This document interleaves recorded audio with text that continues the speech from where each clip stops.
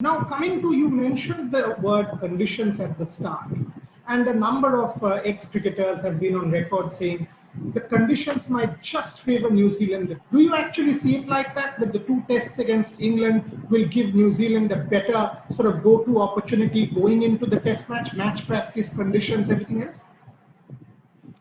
Look, I think there's no substitute for match practice here. I think when you're, as a cricketing team, once you're match hardened, you just find out a few different things. You smooth out some of those rough edges, and you get that general familiarity within your lineup that someone's going to get the job done and get through those tough times. Sometimes when you come off a break from playing test cricket and you move into a high impact series, you're just not quite fully ready.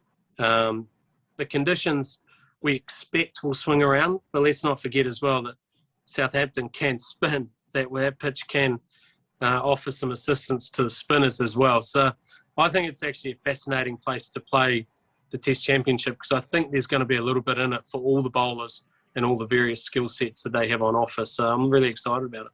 Pick your brains a little bit, because you're sitting in a position of objectivity, unlike some of us who have emotion attached when we can't talk about the Indian team. I mean, there's a lot of talk going around that when you have an Ashwin and a Jadeja in your squad, both bring batting, Jadeja's fielding, you play them both, irrespective of the conditions on offer. And I have taken that view. And you've also got three really good fast bowlers, whether you play Ishant, Shami and Bumrah, or you get Shtiraji. Would you have played, if you were coach, would you have played Ashwin and Jadeja both? Look, that's very difficult, and this is one of the real benefits of how dominant Indian cricket has been over the last little while, is that selections are very, very tough. You've got two world-class players there, two very different players in their own rights as well, and the impact that they have on the game. You've got to probably try and find a way for both of them to fit in, but not if the conditions don't say so. So look, I think it's a real juggling act. I think Ravi Shastri and Virat Kohli have tended to get their selections right bang on over the last couple of years. So they don't necessarily operate a similar kind of selection philosophy that, say, a Kane Williamson and Gary Stead will, which is a bit more, shall we call it, zen, where you allow guys the opportunity to continue to play even if they're not necessarily getting. Brendon, now take the call. I mean, you have coached Shubman Gill. All of us know he has talent. All of us have seen what he could do in Australia. How good is he? Is he right there at the moment to play the final? Rohit and Shubman will have to give us a start, at least negate the new ball. Put Shubman Gill in context for me. I've been incredibly bullish about how good I think Shubman Gill is going to be as a player. I think he's already a very, very good cricketer. He's got something about him which is just really special. I think he's a tremendous leader of men already at a young age. He's got a very good view on the game, understand tactically the game extremely well.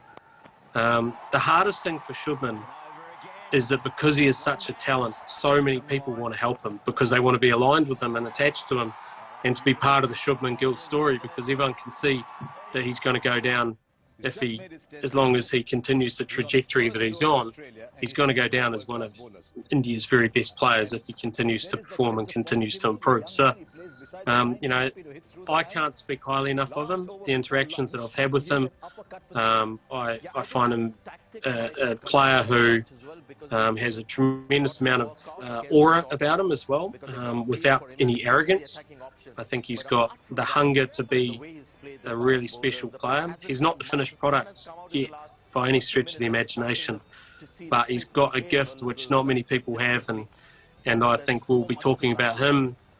Similarly how we spoke about Kane Williamson when he first came on the scene. I was adamant that we were going to talk about him as one of New Zealand's greatest, if not the greatest, by the end of his career. Now, maybe Shubman might not scale those lofty heights because you've had some of the game's very best, and Sachin Tendulkar in particular. But, you've got someone there who could become a very, very, very good international player over a long period of time. And I think he gives you a very good option at the top of the order in this World Test Championship. Interesting you say that, because before he went to Australia, Shubman had a long chat with Sachin. Yuvraj convened that conversation, and the two of them really spoke about batting, more about leaving the ball. So Sachin Tendulkar too says the same thing to me about Shubman Gill. So very interesting, Brendon McCullum makes that point. Brendon, another thing, I mean, you have played the Indian team for a long, long time. You're watching Indian cricket. You're part of our system as coach now for the IPL.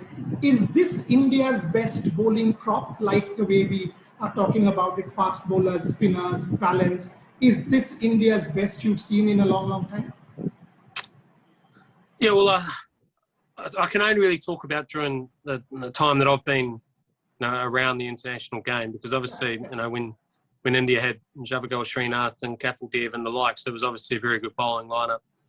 But I think in the last 20 years, this would have to be close to their best seam bowling lineup, and balanced out nicely with the spin options of obviously Ashwin and Jadeja as well. So I think it's probably the most rounded bowling lineup, and is probably the best bowling lineup that can travel to all conditions and to be able to and put the opposition under pressure. So yeah, I would have to agree with that.